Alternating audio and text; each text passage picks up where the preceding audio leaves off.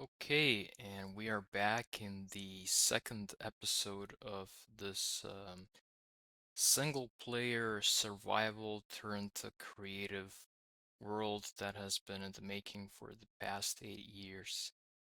Now, in the previous episode, I did some explanations on how I started this world, what prompted me to start playing Minecraft in this fashion, and some of the early builds that I've made. We finished off with the Guardian farm that you can see above us, which took me a considerable amount of time to build, and which caused my first serious Minecraft burnout, which some of the older players might be aware of this, that draining these ocean monuments was a huge undertaking in those early versions of Minecraft 3.13. So by the time I was finished with building this Guardian farm and the sorting system for it and the drop selection and I don't know, like all the all the components that made this farm a success, it was late summer of 2018, and another year of my studies at the university was starting, and I was a bit burnt out in this world, so I played some multiplayer in the interim just to get my bearings in the correct position. And by the time I returned, this hallway, for example, was empty space, and I was really into Hermitcraft back then. And as I was inspired by Season 4 builds that people had made on that server, and I wanted to create this kind of like a mineshaft secret underground railway system, which would in my mind's eye be used to collect the drops from the Guardian Prisonering Farm back to the main area of my base. But as with many things, it turned out that that was an impossibility, not only due to the lack of my technical skills as a Minecraft Redstone player, but also as just a lack of time that I had. During those first months of getting back to the world, I started venturing into the Nether dimension, which, for those of you who have never encountered Minecraft, is a like dimension where you can get valuable resources used for crafting redstone components, and also some other resources that you might find useful in the future. So let's head to the Nether. Let's switch to creative and bloop. And here we are. This is my original Nether hub area. This has not changed a whole lot. I think somewhere around here there is there is the old tunnel where I first went, and this might be it. When I first built this tunnel, I didn't know about ghasts, and I dug this like a 5 by 5 tunnel, and one day I went into the Nether, and there was this giant mob that spawned out of nowhere. I was like, I thought this was safe, and the mob killed me. So I just slabbed over everything, and as you can see here, some of those slabs are still present. So I built this tiny staircase. I was afraid of the Nether. I was afraid of the mobs, of the unknown, because this was my first time in this dimension, and I had no knowledge of what was awaiting me. I remember building this kind of like a stairway hallway bit by bit because, what if the mobs see me? Will they attack me? Will I aggravate them in a certain way? So carefully, it took me a couple of evenings. I built this ugly, a little cobblestone stairway with some glass, before I venture to the rest of the Nether, and as you can see, uh, this irregularity with the lava is where I first got my lava buckets to fuel my furnaces back in the overworld, and this kind of janky staircase was something that I used daily to go up and down to the staircase back to the overworld through the portals. And for the longest time, this was the only Nether experience that I had that I really wanted to do. I I had built this, there was a furnace, like a little furnace smelting station here, and that was like Nether was too scary for me. I didn't want to do anything here. I just wanted to collect the lava and get back to the safety of the overworld. Uh, but as time went on, let's go to the main Nether hub, although calling this a hub is a bit of a stretch. I set up these two portals. This portal is for the underground base, and this portal is it kind of looks like a stylized tower, and that's because in the overworld it links to a portal that I've decorated with a tower engulfed in flames. So let's go there for a moment. Bloop. And here we are. And let's get out of there. I built this what I call this, a devilish demonic tower of evil from which a beam of light is going into the sky, and I kind of envisioned it being in flames, so I built this terracotta madness of blocks to make it seem like, I mean, this is pixel art at the end of the day, so I wanted to make the best out of it. And because I didn't want the surrounding area to remain underdeveloped as it was when it first generated, I decided to decorate this island with a custom-made river and a kind of like a beach house. But the beach house and this tiny little building next to it were later development that was made partially because I was inspired by the builds that I was creating on that multiplayer server. At first, there was a villager trading area here and a very old school design of an iron farm that never really worked, not in the capacity that I wanted it. So I kind of, over the years, I just thought, okay, let's build this beach house. Let's get into it,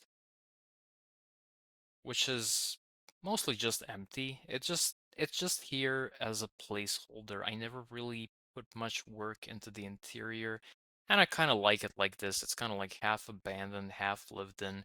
It's just something here to occupy the space. I built this nice river, and when turtles came into the game, I made this kind of like a turtle sanctuary when I wanted to farm turtle eggs. It is kind of like an acacia orange house, which I wanted it to be a barn for horses. But again, as I said, my skills in building Minecraft houses were never great to begin with. And I had realized with time, like after, I don't know, 4 or 5 years, that I was really never gonna be the classic Minecraft player who's gonna build the generic medieval houses that everybody was building on YouTube back in the day. I was gonna be a different kind of a player who built things kind of in the way I drew the drawings I did back when I was in kindergarten and primary school. I just drew whatever I wanted, and when they told me to draw a house, I would draw it in a kind of like an Escher style, like the if you looked at something, the perspective would be skewed. Like you'd look at a roof of a house, and it wouldn't be a roof; it would actually be a staircase, and it kind of ported over into my 3D design skills in Minecraft. So this is the island that that I got my wood for, that I then um got back to the island where I spawned on, and I consider it kind of finished, yeah, in a way. This this tiny cactus farm that's not a cactus farm actually has a bit of a an underground area in it, kind of like let's see if I can find. There was an entrance here somewhere. Ah, there it is. Let's go in. And this is kind of like a pirate's alcove, a place where pirates can hide when they're smuggling material. Maybe there's something in this chest, of course. There's always something in any of the chests that I've placed throughout this world. Okay, let's go back through this secret entrance and back here into the air. And so at that point, I wanted to, I was acquainted with villagers and villager mechanics and the villager trading hall, and I wanted to build the island project.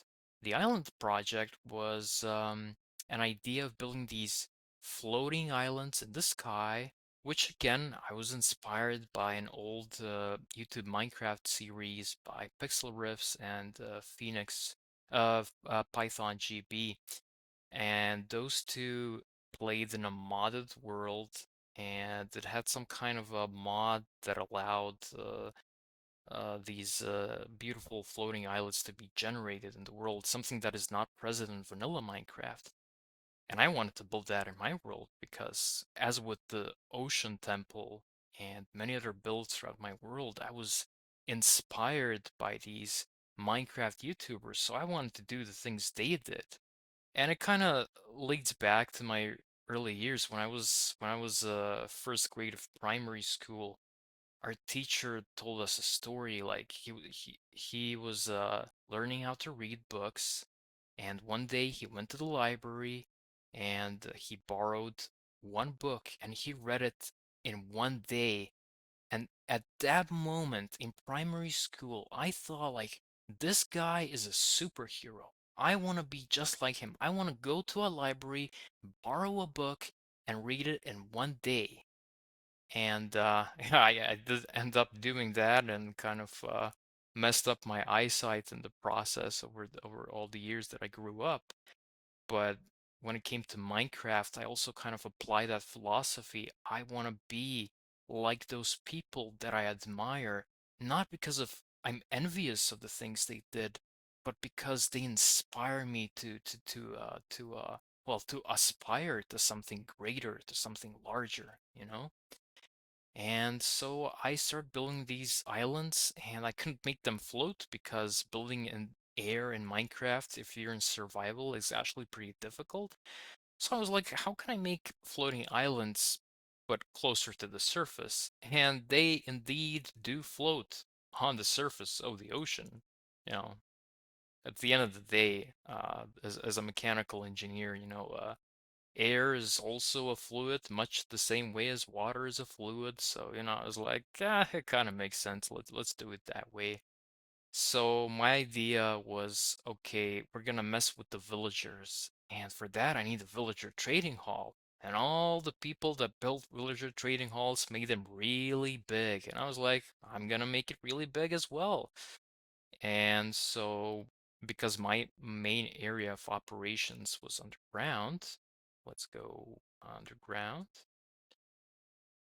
I was like, let's dig uh this giant room that would house the villagers, and I'd create this massive villager trading hall, not even knowing what kind of a hassle villagers truly are in Minecraft. So behind this nether portal is a room that I've recently finished using creative. It housed 70,000 blocks approximately, and I dug all of that by hand in survival. At that point, I had a beacon, so it wasn't as grindy as you might think, but it was still grindy enough that, again, it burnt me out. And that's one of the themes of this world, is like having these giant builds that I want to build, starting them, and then realizing that all the prep work will burn me out before I even get to the building part, before I get to the part of Minecraft that really fulfills me, that lets me creatively express myself, which is actually building the thing out. So I dug this giant room, 70,000 blocks mined out, started building the villager training hall, and then realized that villagers were a pain in the backside, and I kind of abandoned the project of making those islands villager oriented, and instead I decided let's just house farms on those islands. Let's just make a tree farm, let's make a cactus farm, let's make all these kinds of farms. And not many of these islands got those roles. This was supposed to be a tree farm, and that's basically just a placeholder with a couple of trees planted, reminding me that I need to build something here, but that's not gonna happen anytime soon, if you know what I mean. And this was supposed to be, there was a sea pickle farm right there, but it was too close to the main island, so I wanted to move it here. Never finished that either. This is actually one of the few builds that I did finish, these kind of like spaceships. There's a red one, another one in that general direction as well, and they house semi-manual wheat or any crop farm actually. The idea is you just manually plant the crops and let them grow, and once they've grown, you activate this lever or lever, and it let's see if we can demonstrate that, and lets out this water. The water picks the crops and they fall down this hole, and then the player goes in, collects it, and let's turn this off. If I can get here. Here we are. And the player just kind of drops in here, kind of like an alien would drop out of those teleportation tubes, and the crops fall towards the player like those particles and teleportation beams, and just deposits the drops in the chests. So I made this kind of like a cool, like a Batmanish type island logo to make it seem as alien as possible. Kind of decorated this. If it's oddly reminiscent of the Phantom mob, which is a mob whose spawning I've disabled in Minecraft, as it has caused me just general frustration. And to the other side, you can see like the eyes and the wings. This one is a bit decorated in a much better manner, I do have to say. And I really like what I did with the prismarine, the nylium, and the this red stuff, which I can never remember its name.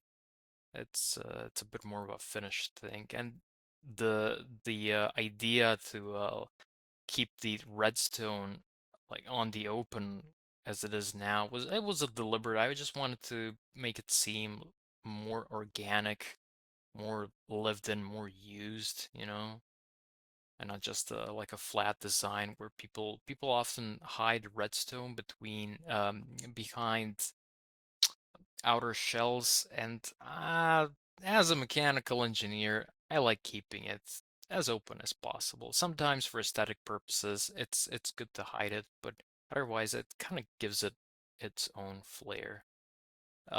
This thing went through many iterations. It was at one point I dug this screenshot out today that it was a reed farm, but then I turned it into a kelp farm, and it works kind of. There's a shifting floor. You press a button, kelp breaks, goes into this central area where it gets picked off by a minecart, and then deposited into this chest.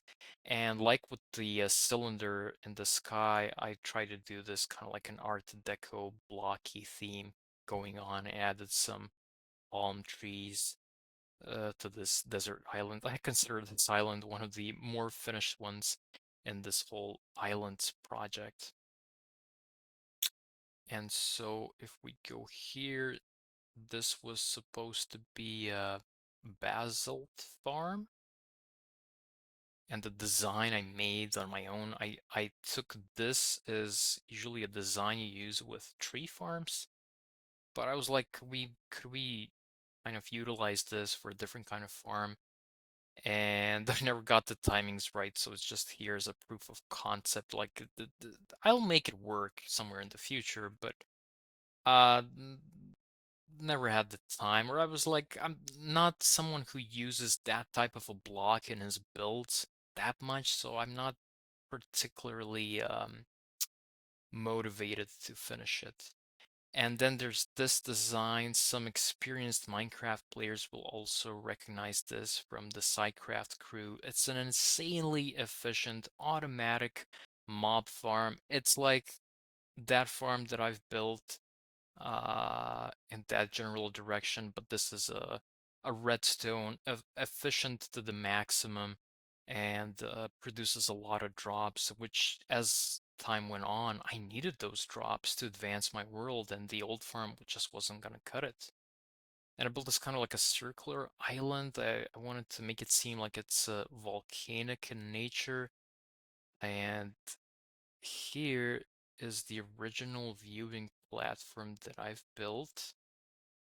Kind of made it like this to feel safe, because as I said in the previous episode, Minecraft was largely empty and I was afraid of the emptiness, so I wanted a nice viewing spot to watch the mobs die and the drops get collected into this collecting area.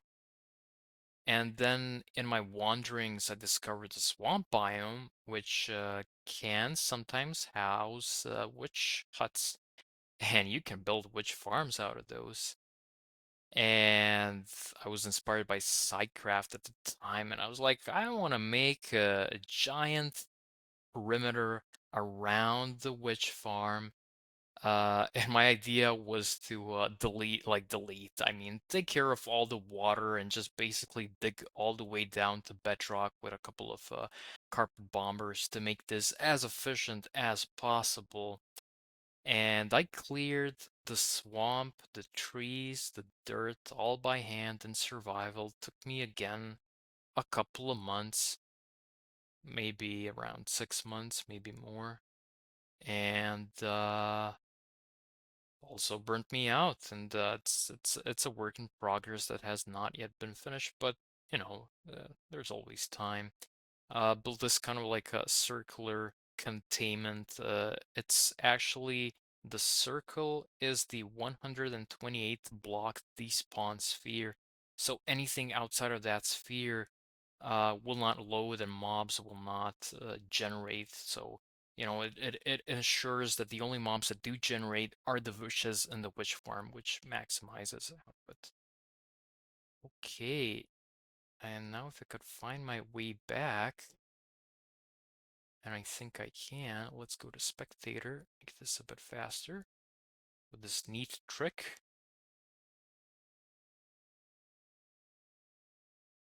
So yeah, there's a lot of big projects lying around that I I just overexerted myself. Like I thought like, oh, I could do it, but it's a bit more complicated than that. As you can see, there's also another ocean monument in the vicinity, and somewhere in that direction is the third ocean monument. So, my idea at one point was like, can I make three guardian farms all at the same time? And then real life kicked in, and I was like, No, no, you can't. Just keep it keep it simple. And that is basically the starting area of this world in terms of like the overwater um builds. There's only a couple of things left, which I will show in due time. Because chronologically, I came back like this Prismarine tunnel kind of thing. This is a very recent change that I made. I just wanted to, kind of dedicate these elements to the struggles I had with Prismarine and Guardians when I first started the world. So, you know, it's just like a couple of memories here, dates that I don't really know what they mean anymore. This was a sorting system by Tango Tech that, as I mentioned in the previous episode, kind of almost bricked my laptop, so I had to disassemble it. And there's a couple of let's say memos from times past where I really enjoyed that time and decided to kind of make it permanent in my world. Um, and this chest houses all the items that I have when I'm playing survival. The tools are named. Some people who have read certain fiction fantasy books will recognize some of these names. But you know, it's just something to give objects some spirit. It's what I do when I write stories. I give inanimate objects names and stories and emotions, and thus I give them a soul, and then, you know, I render them immortal. I named all the shulker boxes by the hermits and kind of color coded them as well. Um, and there's a memorial shulker box dedicated to TFC, the gray one here. I don't know if I can click this. No. Um, that I incorporated into this wall of a sorting system that I always wanted to build but never had the time for it. This bar doesn't really mean anything, it's just lights on, but it kind of makes it look like there is sorting in progress, but actually there's nothing. I really like how it turned out in the end. And the last thing we're gonna look at in this episode is this reed farm that I ended up making, but underground. And if I just like double tap forward, I can sprint and I can break all these reeds in a really fast manner, collect them all, and it's a really fast way of you don't always need automation in your world. You sometimes need to interact with that world to keep it interesting, you know, to give those inanimate objects souls. So, you know, you can be not alone in a single player world because all these builds have a soul attached to them, and if you keep interacting with that soul and with those objects, you know, it can never be boring. It can never, you know, turn itself dull or grayed out. And this mining room was supposed to be a hub where I'd go mining in a certain direction. I'd come back here, I'd deposit these materials. This is all collected in survival. There's some coal, there's some nether from the nether, and so on and so forth. And there was this. This was the actually the first furnace array that I made to smelt those materials. I remember even the day when I built this room. It was late summer of 2018, just before my final year of university, and I built this neat staircase. And as you can see, all the windows are sea lanterns, but there's a special window here. If we go way up, that is actually a window to the ocean, and you can kind of see a bit of the ocean through that window. And if we go here, there's this really neat hallway with the mushrooms and the lights. It's very, very cozy, I do have to say. And an elevator that leads whoop, to the beach house that we visited at the beginning of this episode. And that would be it for this time. I hope you enjoyed it. I hope I didn't bore you to death. And in the next one, we'll explore the consequences of burnout and where it led me in this world and what I did to manage that burnout.